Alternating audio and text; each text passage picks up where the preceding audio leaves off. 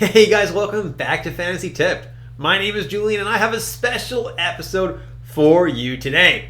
It's an episode that I do once a year talking about the playoff schedule, which are upcoming as early as week 22 for a lot of you. This is a very important episode because you're going to want to take notes of which team have the most games during those fantasy playoffs. Ideally, you want players from teams that play the most games possible during your fantasy playoffs to give you every advantage that you can have. Now today I'm rocking my brand new reverse retro Montreal Canadiens jersey and it is so cool. I absolutely love it. Definitely a color they've never gone for before. I love the tribute to the Expos. Hope that we get the Montreal Expos back someday.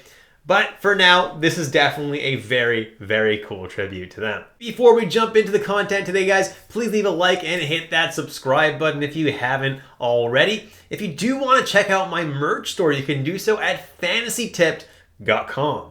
All right, so let's jump into it now. And guys, go ahead in your fantasy leagues, go and check which weeks your playoff runs on. Okay, it's different from every single league, but the most popular league settings should be your playoffs running from week 22 to week 24. Week 25 is an option for a lot of leagues as well, and a lot of leagues do that, but I don't personally love that. And I think that if you do have a league like that, change your settings for next year, because in week 25, you have a lot of studs sometimes being benched towards the end of the week, because they want to keep them fresh for the playoffs and whatnot. So it doesn't really make sense having your finals when you're, the two best teams are going head to head at each other, and then, one of the guys is having like a couple of their best players benched, which just completely ruins the fun of the finals. So that's why I personally don't like having your finals on week 15. But if you do have them, I'm still going to be covering that in this video, so don't you worry. But let's start with playoffs that go from week 22 to week 24. And as you can see here, guys, the Boston Bruins have the best schedule in terms of total games. They play 12 games, whereas no other team plays 12 games. They play 4 games on each of the 3 playoff weeks. So if you've got guys like Brad Marchand or Pastrnak or McAvoy or Ullmark in your lineup, you're looking very strong for the playoffs and you're in good shape.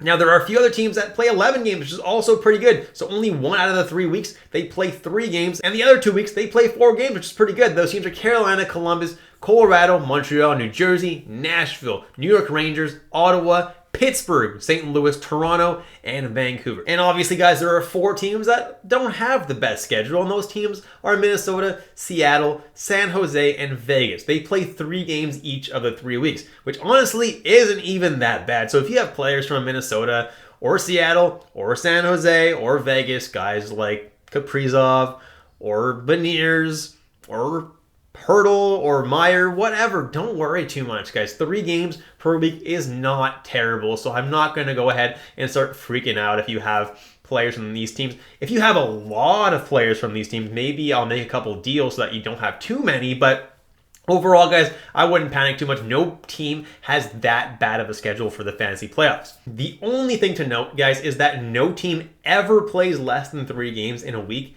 except for Detroit and Florida in week 22, where they only have 2 games apiece. So if I have a guy like Matthew Tkachuk on my team, I'm not freaking out. It's just going to be a little bit harder to win the first week of the playoffs. That's all. Now, if your playoffs end in week 25, it's a little bit of an interesting case because week 25 is a double week. It is 2 full weeks, and there are 3 teams that play 7 games during those 2 weeks. Those teams are Nashville, Colorado, and Seattle. So definitely you're going to want to stock up on players from those teams for that final week.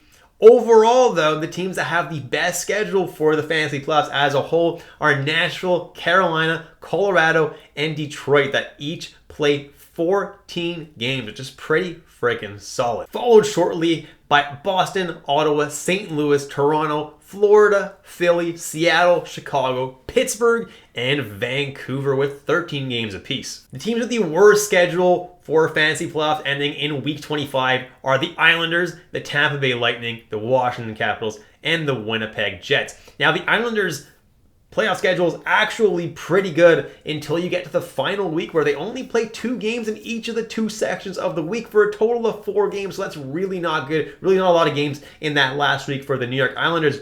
But other than that, Islanders players are definitely viable streamers, at least for the first couple of weeks. Once again, though, if you do have Tampa Bay, Washington, Winnipeg, or Islanders players, I'm not worrying too much here, guys.